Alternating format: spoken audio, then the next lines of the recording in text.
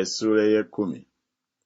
Muwulire ekigambo Mukama ky'abagamba mmwe ennyumba ya Isirayiri. Bw'ati bw'ayogera Mukama nti, temuyiganga kkubo ly'amawanga, so temweraliikiranga bubonero bwa mu ggulu, kubanga amawanga gabweraliikirira. Kubanga empisa ez'amawanga teziriiko kye zigasa, kubanga wabaawo omu atema omuti mu kibira, omulimu ogw'emikono gy'omukozi n'embazzi. Baguyonja n'effeeza ne zaabu, bagukomerera n'enninga n'ennyondo, gulemenga okusagaasagana. Bifaanana olukoma oluliko enjola, so tebyogera. Tebirema kusitulibwa, kubanga tebiyinza kutambula. Temubityanga, kubanga tebiyinza kukola bubi, so n'okukola obulungi tekuli mu byo. Tewali afaanana ggwe, Ayi Mukama, ggwe mukulu n'erinnya lyo kkulu mu buyinza.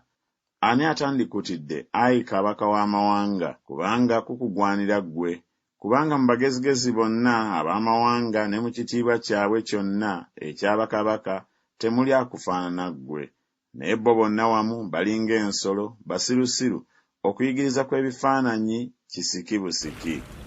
Waliwo ffeeza eyaweesebwa okuba ey'empewere eyaggyibwa e Talusiisi, ne zaabu eyava e Yufazi, omulimu ogwa ffundi n'ogw'emikono gy'omuweesi wa zaabu, kaniki n'olugoye olw'effulungu okuba ebyambalo byabyo, byonna mulimu gw'abasajja abakabakaba. Naye Mukama ye Katonda yennyini ow'amazima, oyo ye Katonda omulamu era Kabaka ataggwaawo. Ensi ekankana olw'obusungu bwe, so n'amawanga tegayinza kugumiikiriza kunyiiga kwe.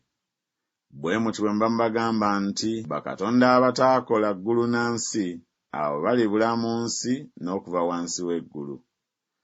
Yakola ensi olw'obuyinza bwe, yanyweza ebintu byonna olw'amagezi ge, era yabamba eggulu olw'okutegeera kwe.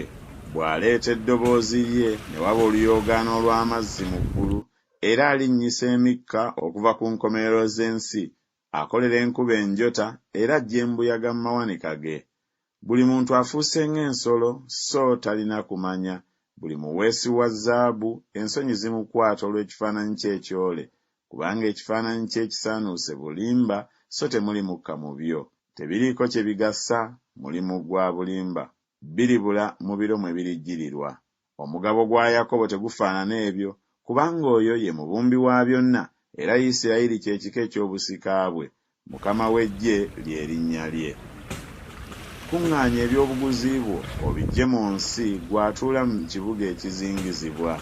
Kubanga bw'ati bw'ayogera Mukama nti, laba, ndivumuula abatuula mu nsi okubaggyamu mu biro bino, era ndibasaasaanya balumibwe. Zinsanze olw'ekiwundu kyange. Ekiwundu kyange kinnuma nnyo, naye ne njogera nti, mazima buno bwe buyinike bwange, era kiŋŋwanira okubugumiikiriza. Eweema yange enyagiddwa, n'emiguwa gyange gyonna gikutuse. Abaana bange banvuddemu, so tebaliiwo. Tewakyali wakubamba weema yange, newaakubadde ow'okusimba amagigi gange. Kubanga abasumba bafuuse ng'ensolo, so tebabuuzizza Mukama, kyebavudde balema okulaba omukisa, n'embuzi zaabwe zonna zisaasaanye. Eddoboozi ery'ekigambo kye babuulira, laba, lijja, n'okusasamala okunene okuva mu nsi ey'obukiiko bwa kkono, okufuula ebibuga bya Yuda amatongo, ekisulo eky'ebibe.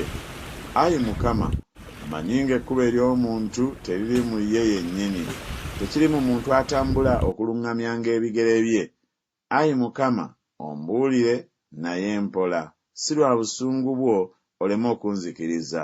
Fukira ddala ekiruyi kyo ku b'amawanga abatakumanyi, ne ku bika ebitakoowoola linnya lyo, kubanga balidde Yakobo, weewaawo bamulidde, bamumazeewo, bazisizza ekifo kye mwabeera.